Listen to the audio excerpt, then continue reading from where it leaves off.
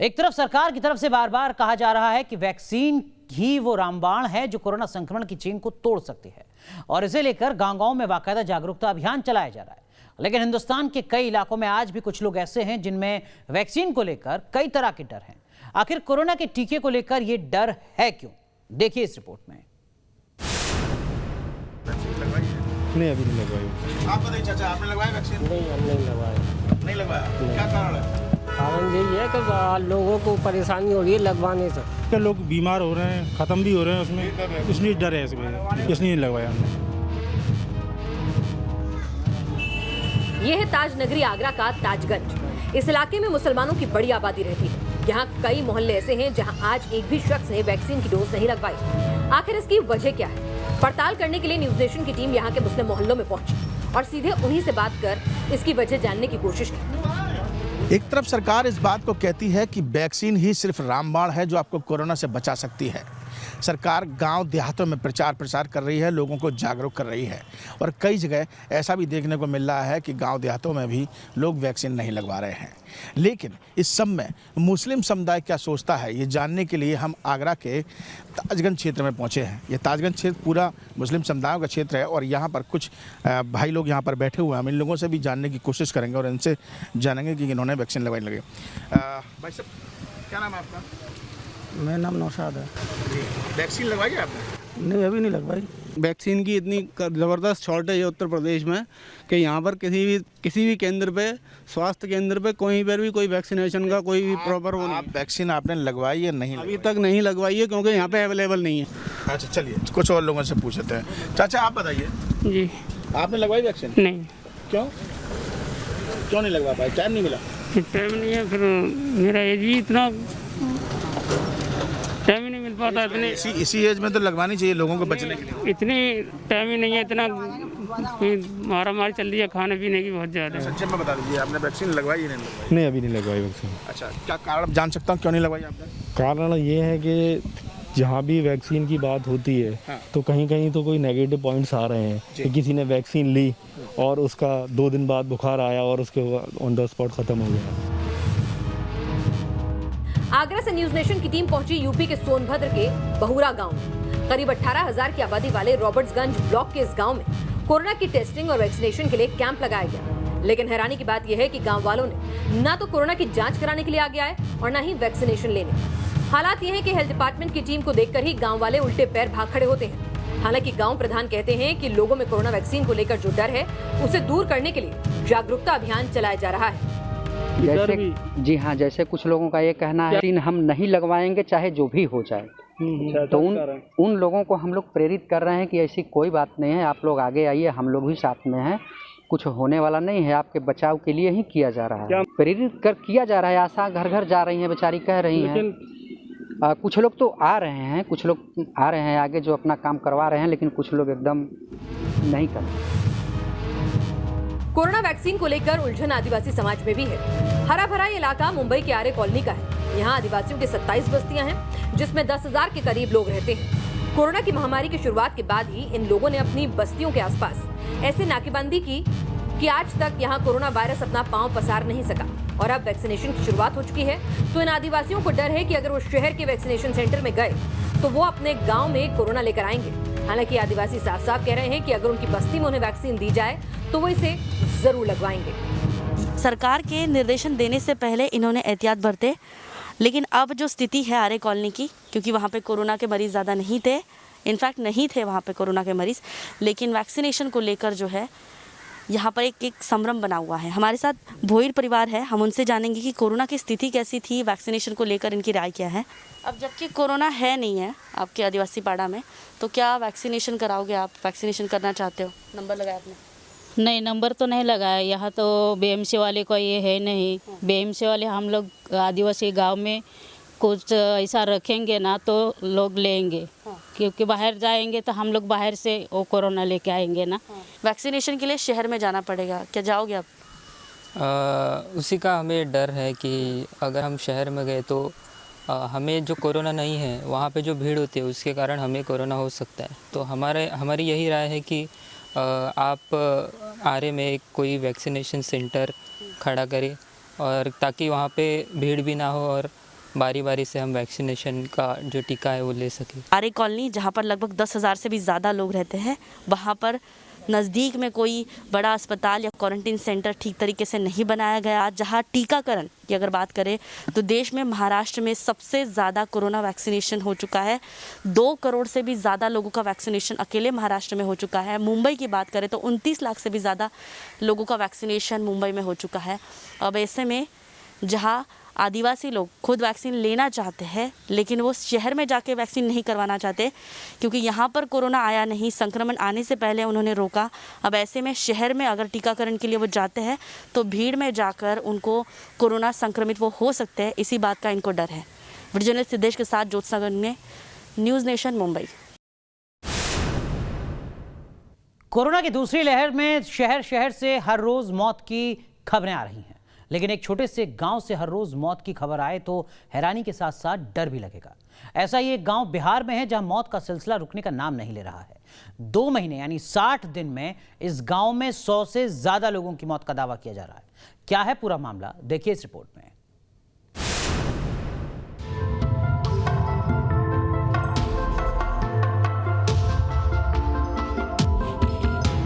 बिहार की राजधानी पटना से करीब 50 किलोमीटर दूर यह है भोजपुर जिले का कुल्हड़िया गांव। यह गांव पूरे देश में चर्चा में आ गया है। वजह है यहां से होने वाली मौत। जिस गांव में हम पहुंचे हैं, इस गांव में एक अजीब सा सन्नाटा है। हर चेहरे पर आशंका है, हर कोई संशय में दिख रहा है और उसका कारण है कि आरा के इस कुल्हड़िया गांव में पिछले 2 महीने में 100 से ज़्यादा लोगों की मौत हुई है। इस कोरोना काल में मौत का कारण अलग अलग, उस पर जांच शुरू, लेकिन इस पूरे गांव में माहौल मातमी है। स्थिति यह है कि लोगों ने खुद से एक दूसरे की मदद का बीड़ा उठा लिया है।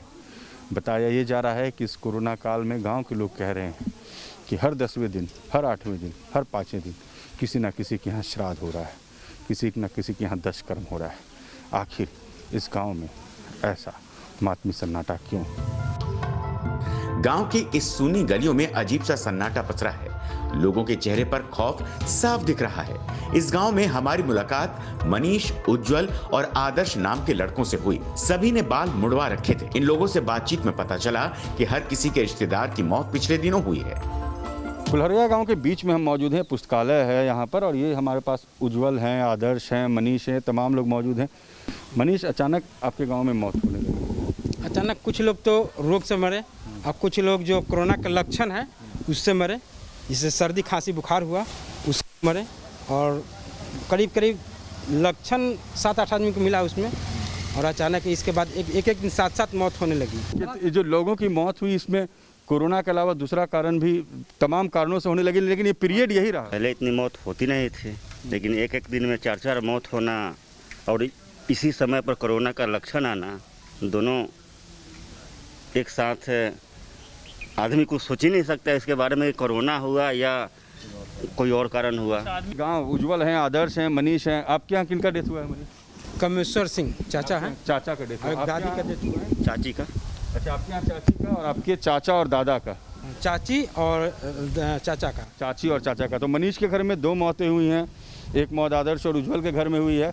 और परेशानी ये कि ये लोग गांव में ये नहीं समझ पा रहे थे कि आखिर इस गांव को हुआ क्या। एक दिन में 4 मौत, एक दिन में 7 मौत, एक दिन में 10 मौत, इस तरीके से मौत होने लगी कि हर घर से मानो जनाजा उठना शुरू हो गया और लोगों के अंदर चिंता और डर बढ़ता गया। जब हम आगे बढ़े तो एक घर में कुर्सियां और टेंट के सामान गिरे हुए थे। घर के बाहर लोग बाल मुड़वा रहे थे। समझने को काफी था कि यहाँ भी मौत हुई है, लेकिन वहां पहुंचने से जो पता चला वो ज्यादा भयावह था। इस घर में एक नहीं बल्कि 15 दिनों के अंदर 4 मौतें हुई हैं, जिसमें 3 मौत तो एक हफ्ते में ही हुई।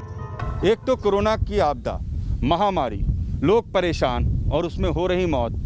कुल्हड़िया के जिस घर में हम मौजूद हैं, इस घर ने पिछले 1 महीने में सिर्फ मातम ही मातम देखा है, क्योंकि इस घर में 1 नहीं, 2 नहीं, 3 नहीं, बल्कि 1 महीने में 4 मौतें हुई।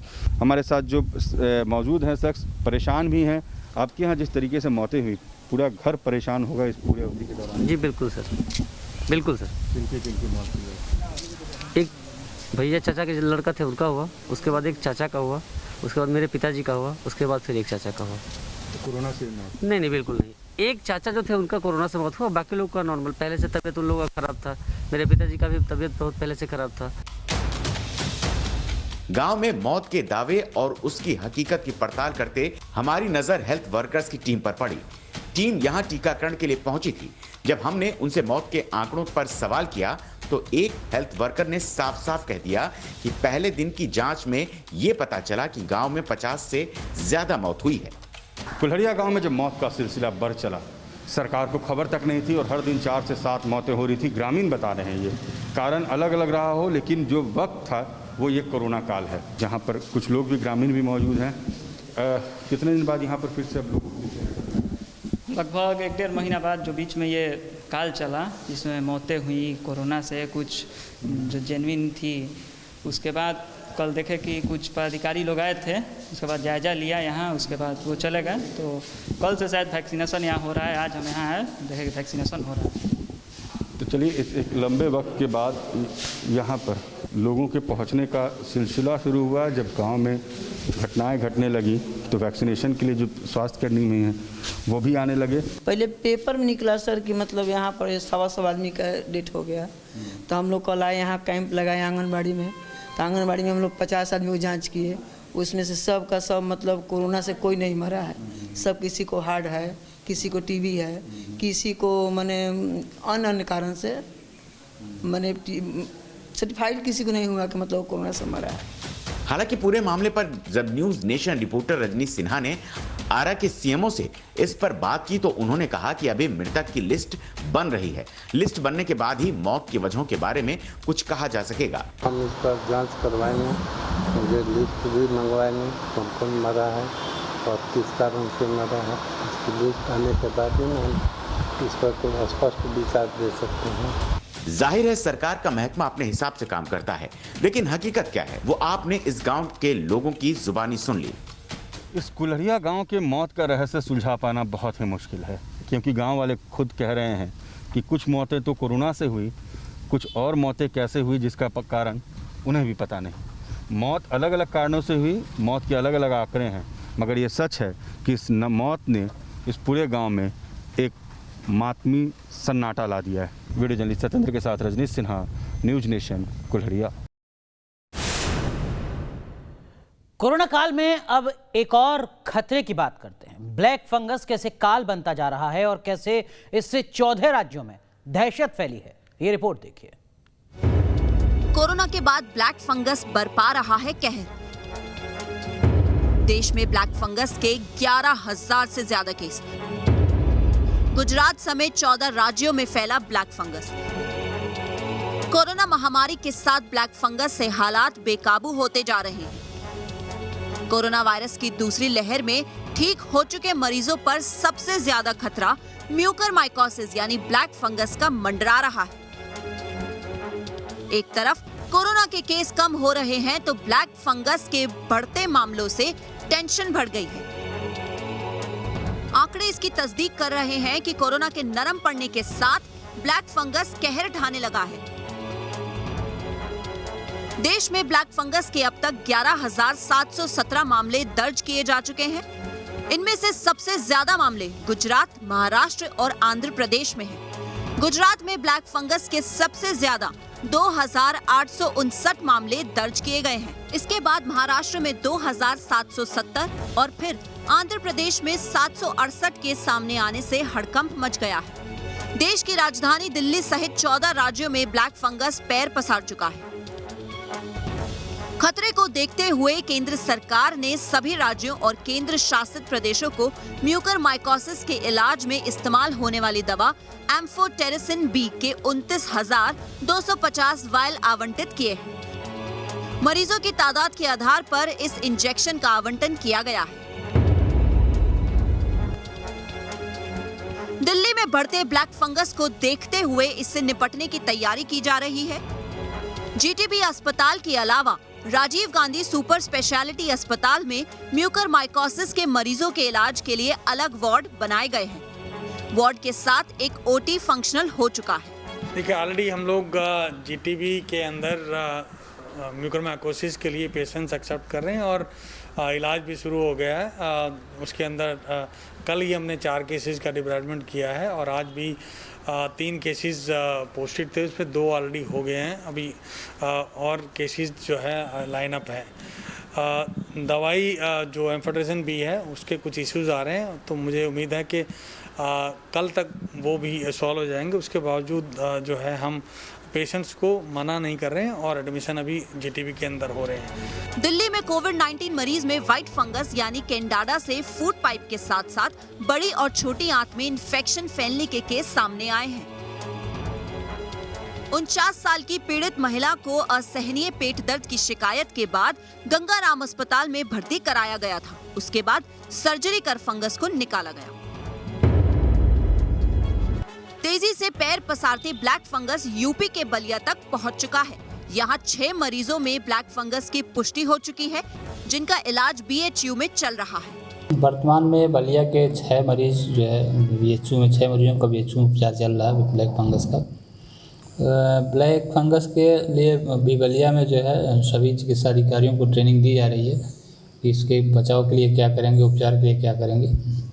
सर कितने शिक्षकों को ऐसे ट्रेनिंग दी जा चुकी है? सभी हम ऐसे लोगों को जो जय प्रभारी चिकित्सा अधिकारी हैं और L1 L2 के जो चिकित्सा अधिकारी हैं उनको हम लोगों ने ट्रेनिंग किया है।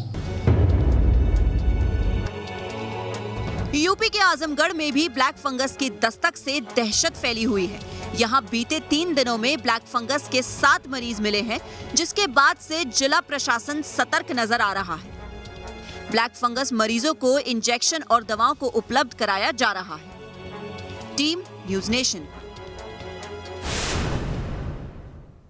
और अब बात महंगाई की। एक तरफ डीजल और पेट्रोल की हर रोज बढ़ती कीमतों ने लोगों को परेशान कर रखा है, तो अब किचन में इस्तेमाल किए जाने वाला सरसों का तेल भी आसमान छूने लगा है। महंगाई के इस डबल अटैक से किस तरह लोगों का बजट बिगड़ गया है, देखिए लखनऊ से news nation reporter Anil Yadav की इस रिपोर्ट में। कोरोना काल में भले ही लाखों लोगों की जॉब चली गई हो, लाखों लोगों के धंधे चौपट हो गए हों, लेकिन महंगाई है कि रुकने का नाम नहीं ले रही है। खाद्य तेलों के दामों में आग लगी हुई है, दालें महंगी हो गई हैं, हरी सब्जी महंगी हो गई है। खाद्य तेल की बात करें तो सरसों का तेल पिछले 4 दिनों में 15 रुपये महंगा हुआ है और 190 तक पहुंच गया है, जबकि रिफाइंड ऑयल भी 175 से 80 रुपये किलो बिक रहा है। 175 से 180 रुपये किलो। रचना जी हैं अपनी किचन में हैं, कुछ तैयारी कर रही हैं, सुबह का नाश्ता बना रही हैं। रचना जी क्या बना रही हैं आज नाश्ते में? मैं पराठे बना रही हूँ नाश्ते में। पराठे में क्या लगा रही हैं, देसी घी कि कुछ और? नहीं, मैं रिफाइंड ऑयल लगा रही हूँ। Refined oil. तेल बड़ा महंगा हुआ जा रहा है, तो कैसा चल रहा है अभी आजकल आपके किचन का बजट? किचन का बजट जो है पूरी तरीके से बिगड़ चुका है। हमारे हर चीज़ महंगी होती चली जा रही है। दाल 110 से 200 रुपये तक पहुंच गई है, रिफाइंड ऑयल 175 रुपये में पहुंच गया है और कड़वा तेल 190 में। तो हर महीने का जो बजट हमको जो धनराशि मिलती है वो पूरी नहीं पड़ रही है। समझ लीजिए महीने के 20 दिन में ही पैसे खत्म हुए जा रहे हैं। ये हम देख रहे हैं आपके पराठे में जो ऑयल है बराबर नहीं लगा रही, बहुत कम लगा रही, कंजूसी से लगा रही हैं आप। जी बिल्कुल। अगर अगर हम ये 1 लीटर की बोतल है, अगर ये पूरी हम 10 दिन में ख़त्म कर देंगे तो मेरे पास बच क्या जाएगा? हम कैसे अपने पूरे महीने के बजट को संभालेंगे फिर? इसीलिए कम घी लगा रहे हैं कि ताकि। दालें भी महंगी, हरी सब्जियाँ भी महंगी। जी बिल्कुल।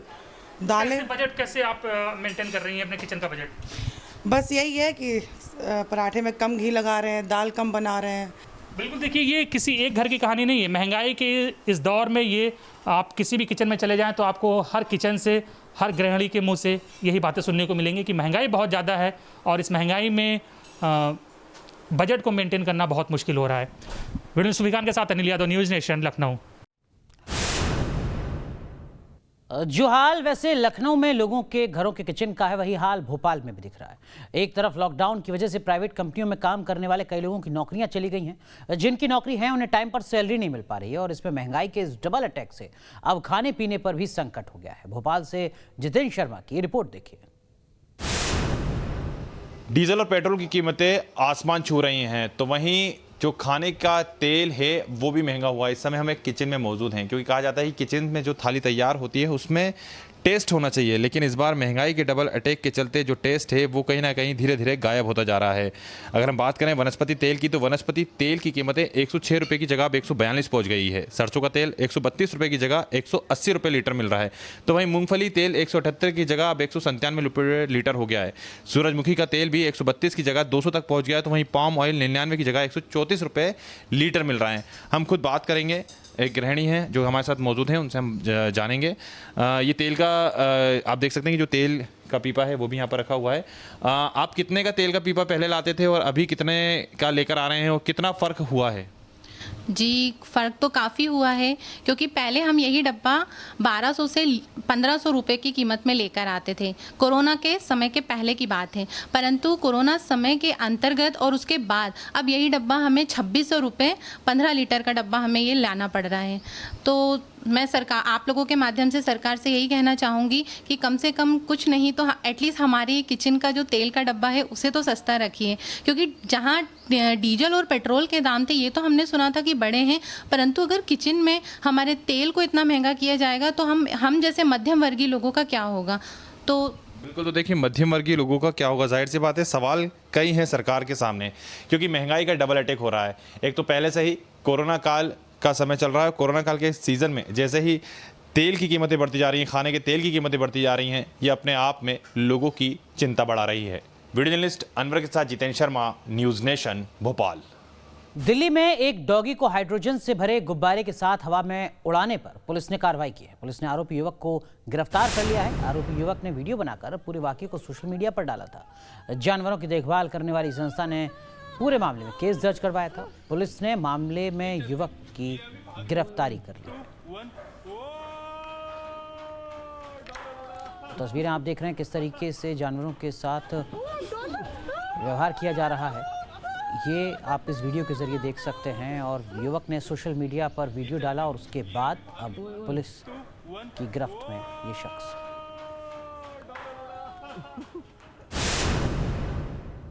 लाख टके की बात में आज के लिए बस इतना ही, लेकिन रेसलर सुशील कुमार पुलिस के शिकंजे में है। लेकिन सुशील के पीछे कौन गैंगस्टर पड़ा हुआ है, सुशील को किससे खतरा है, देखिए पूरी crime story cut to cut special में ब्रेक के बाद।